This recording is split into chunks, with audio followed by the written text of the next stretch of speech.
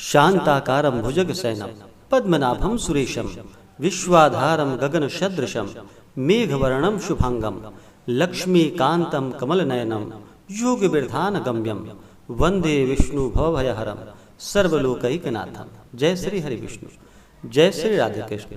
आप सभी का हमारे YouTube चैनल पे बहुत बहुत स्वागत है। आइए आज सुनते हैं कामिका एकादशी व्रत की कथा। कामिका एकादशी का व्रत जो कि 24 जुलाई 2022 दिन रविवार को इस बार कामिका एकादशी का व्रत किया जाएगा। श्रावण माह के कृष्ण पक्ष में पड़ने वाली एकादशी को कामिका एकादशी के नाम से जाना जाता है या कामदा एकादशी के भी नाम से जाना जाता है। आप सभी भक्तों को कामिका एकादशी व्रत की ढेर सारी शुभकामनाएं। आप सभी के जीवन में लक्ष्मी नारायण की कृपा से आप सभी को सभी प्रकार के सुख और समृद्धि की प्राप्ति हो। लक्ष्मी नारायण आप सभी के इच्छाओं को पूर्ण करे।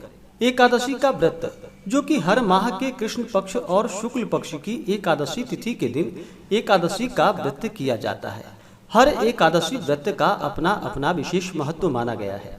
इसी प्रकार से श्रावण माह के कृष्ण पक्ष में पड़ने वाली एकादशी का अपना विशेष महत्व है।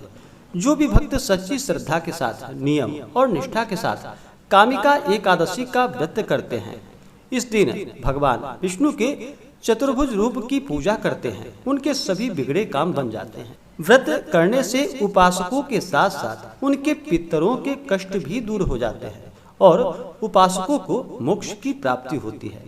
संसार सागर तथा पापों में फंसे हुए मनुष्यों को इसके लिए कामिका एकादशी का व्रत करना चाहिए।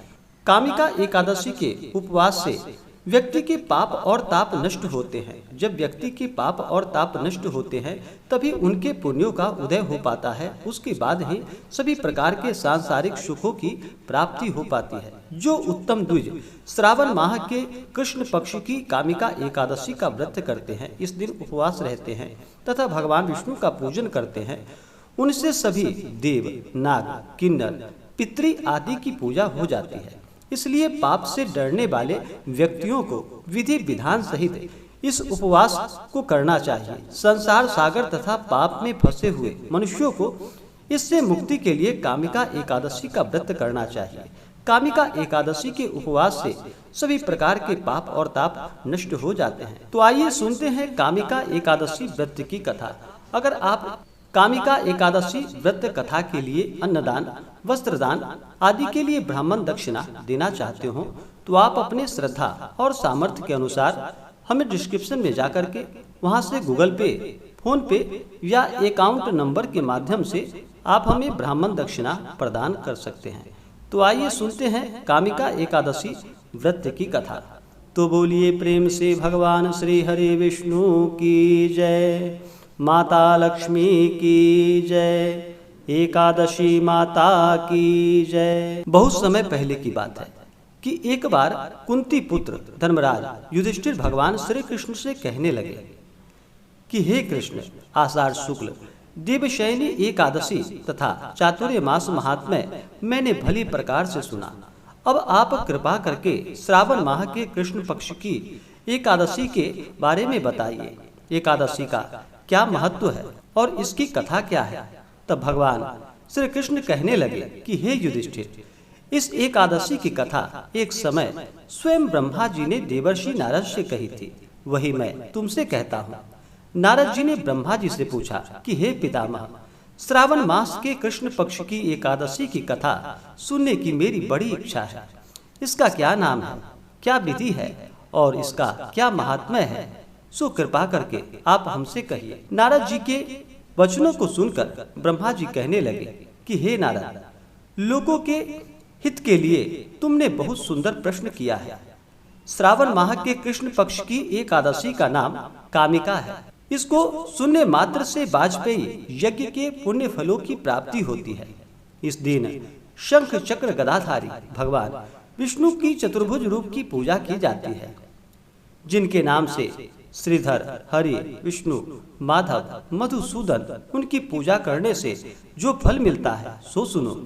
जो फल गंगा, काशी, नैमिषारण्य और पुष्कर में स्नान से प्राप्त होता है, वह विष्णु भगवान के पूजन से प्राप्त हो जाता है।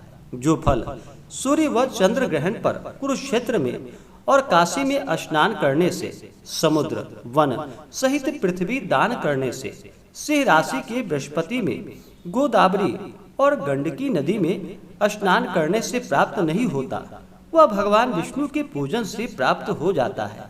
जो मनुष्य श्रावण मास में भगवान की पूजा करते हैं, उनसे देवता, गंधर्व और सूर्य आदि सब पूजित हो जाते हैं। अतः पापों से डरने वाले मनुष्यों को कामिका एकादशी का व्रत और विष्णु भगवान की पूजा अवश्य ही करनी चाहिए। पाप रूपी कीचड़ में फंसे हुए और संसार रूपी समुद्र में डूबे मनुष्यों के लिए इस एकादशी का व्रत और भगवान विष्णु का पूजन अत्यंत ही आवश्यक है। इससे बढ़कर पापों के नाशों का कोई उपाय नहीं है। हे नारद, स्वयं भगवान ने यही कहा है कि कामिका व्रत से जीव कुयोनि को प्राप्त नहीं होता। जो मनुष्य इस एकादशी के दिन भक्ति पूर्वक तुलसी दल भगवान विष्णु को अर्पण करते हैं, वे इस संसार के समस्त पापों से दूर रहते हैं। विष्णु भगवान रत्न, मोती, मणि तथा आभूषण आदि से इतने प्रसन्न नहीं होते जितने कि तुलसी दल से होते हैं। तुलसी दल पूजन का फल 4 भार चांदी और 1 भार स्वर्ण के दान के बराबर होता है। हे नारद, मैं स्वयं भगवान की अति प्रिय तुलसी को सदैव नमस्कार करता हूँ। तुलसी के पौधों को सींचने से मनुष्य की सब यातनाएं नष्ट हो जाती है और दर्शन मात्र से सभी प्रकार के पाप नष्ट हो जाते हैं और स्पर्श से मनुष्य पवित्र हो जाता है। इस प्रकार से कथा के अनुसार एक गांव में एक वीर क्षत्रिय रहता था। एक दिन किसी कारणवश उसकी ब्राह्मण से हाथापाई हो गई और ब्राह्मण की मृत्यु हो गई। अपने हाथों मरे गए ब्राह्मण की क्रिया उस क्षत्रिय ने करनी चाहिए, परंतु पंडितों ने उसे क्रिया में शामिल होने से मना कर दिया। ब्राह्मणों ने बताया कि तुम पर ब्रह्म हत्या का दोष है, पहले प्रायश्चित कर, इस पाप से मुक्त हो, तब हम तुम्हारे घर भोजन ग्रहण करेंगे। इस पर क्षत्रिय ने पूछा कि इस पाप से मुक्त होने के क्या उपाय है। तब ब्राह्मणों ने बताया कि श्रावण माह के कृष्ण पक्ष की एकादशी को भक्ति भाव से भगवान श्रीधर का व्रत करो एवं पूजन करो। ब्राह्मणों को भोजन करा के सदस्यता के साथ आशीर्वाद प्राप्त करने से इस पाप से मुक्ति मिलेगी। पंडितों के बताए हुए तरीके पर व्रत कराने वाली रात में भगवान श्रीधर ने क्षत्रिय को दर्शन देकर कहा कि तुम्हें ब्रह्म हत्या के पाप से मुक्ति मिल गई है। इस प्रकार जो भी भक्त सच्ची श्रद्धा के साथ कामिका एकादशी का व्रत करते हैं, भगवान विष्णु का पूजन करते हैं, कथा श्रवण करते हैं, उनके सभी प्रकार के पाप और ताप नष्ट हो जाते हैं तथा वाजपेयी यज्ञ के बराबर पुण्य फलों की प्राप्ति होती है। तो बोलिए प्रेम से भगवान श्री हरि विष्णु की जय, माता लक्ष्मी की जय, एकादशी माता की जय। जो भी जातक एकादशी का व्रत करते हैं, उन्हें चाहिए कि दशमी के दिन से ही व्रत के नियमों का पालन करना चाहिए। दशमी के दिन सूर्यास्त से पहले ही एक समय भोजन ग्रहण करना चाहिए। शुद्ध और सात्विक आहार ही ग्रहण करनी चाहिए। तामसिक वस्तुओं का इस दिन से त्याग कर देना चाहिए और दशमी तिथि, एकादशी तिथि और द्वादशी तिथि के दिन तामसिक वस्तुओं का बिल्कुल भी प्रयोग नहीं करना चाहिए। दशमी की रात्रि में भगवान नाम का स्मरण करते हुए भजन कीर्तन करते हुए सोना चाहिए और एकादशी तिथि के दिन सुबह उठ करके नित्य क्रियाओं से निवृत्त हो करके गंगा नदी में स्नान करना चाहिए। गंगा नदी में स्नान ना कर पाए तो घर के नहाने के पानी में ही थोड़ा सा गंगा जल मिलाकर स्नान करना चाहिए। शुद्ध वस्त्र धारण करना चाहिए। उसके बाद व्रत का संकल्प लेना चाहिए और दिन भर उपवास रहते हुए इस व्रत को करना चाहिए। अगर आप विशेष प्रकार से पूजन विधि के बारे में जानकारियाँ प्राप्त करना चाहते हो तो आप वीडियो के आइकन में जा करके जानकारियाँ प्राप्त कर सकते हैं। तो इस दिन भगवान का सुबह और शाम के वक्त पूजन करना चाहिए। रात्रि में जागरण करते हुए भजन कीर्तन करते हुए कथा श्रवण आदि करते हुए समय को व्यतीत करना चाहिए और द्वादशी तिथि के दिन फिर सुबह उठ करके स्नान करके शुद्ध वस्त्र धारण करके भगवान का पूजन कर ले, उनकी आरती करें। उसके बाद फिर समय के अनुसार ब्राह्मणों को भोजन कराए, ब्राह्मणों को दान और दक्षिणा दे और व्रत का पारण करे। तो आइए जानते हैं शुभ मुहूर्त के बारे में और पारण समय के बारे में। इस बार कामिका एकादशी का व्रत जो कि 24 जुलाई 2022 दिन रविवार को किया जा रहा है। एकादशी तिथि प्रारंभ समय 23 जुलाई 2022 दिन शनिवार सुबह 11:30 और एकादशी तिथि की समाप्ति होगी 24 जुलाई 2022 दिन रविवार दोपहर 1:47 पे। और इस व्रत का जो पारण है वह पारण समय जो कि पारण 25 जुलाई 2022 दिन सोमवार को व्रत का पारण किया जाएगा। पारण का समय सुबह 5:59 से सुबह 8:25 तक इस व्रत का पारण किया जाएगा। इस बार कामिका एकादशी व्रत का पारण दुर्वा पारणम यानी कि दूब से इस व्रत का पारण किया जाएगा। दुर्वा एक प्रकार का घास होता है, उसके ऊपर का छोर तोड़ करके उसके बाद इस व्रत का पारण करें। यह संभव ना हो तो तुलसी दल, जल या फल से व्रत का पारण करें।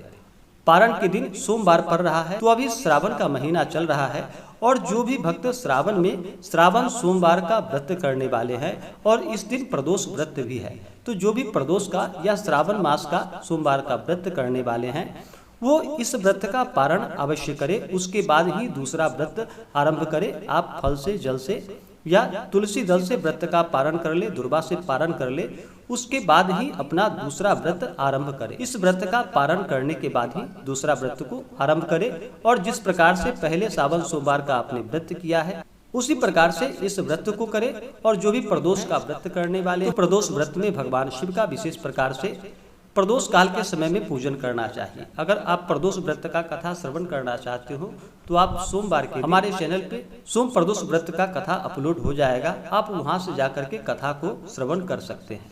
अब आइए जान लेते हैं एकादशी तिथि के दिन राहु काल समय के बारे में। राहु काल समय के दौरान कोई भी शुभ कार्य या नया कार्य नहीं करना चाहिए, यह लाभप्रद नहीं होता है। तो एकादशी तिथि के दिन राहु काल का जो समय होगा वह समय शाम 5:07 से शाम 6:48 तक राहु काल का समय होगा। राहु काल समय के दौरान कोई भी शुभ कार्य या नया कार्य नहीं करना चाहिए। एकादशी तिथि के दिन सूर्योदय समय जो कि सुबह 5:21 और सूर्यास्त शाम 6:42 और 25 तारीख को सूर्योदय समय जो कि सुबह 5:21 और सूर्यास्त शाम 6:48। नक्षत्र एकादशी तिथि के दिन रोहिणी नक्षत्र रात्रि 10:01 तक, उसके बाद मृगशिरा नक्षत्र योग जो कि वृद्धि योग दोपहर 2 बजे तक, उसके बाद ध्रुव योग। तो आशा करता हूँ कि यह जानकारी आपको अच्छा लगा हो। ऐसे ही ज्ञानवर्धक जानकारियाँ प्राप्त करने के लिए हमारे इस चैनल पे अगर आप नए हैं तो चैनल को लाल बटन दबा करके सब्सक्राइब करें, साथ में बेल आइकन घंटी को दबाएं ताकि मेरे वीडियो का नोटिफिकेशन आपको समय से मिलता रहे।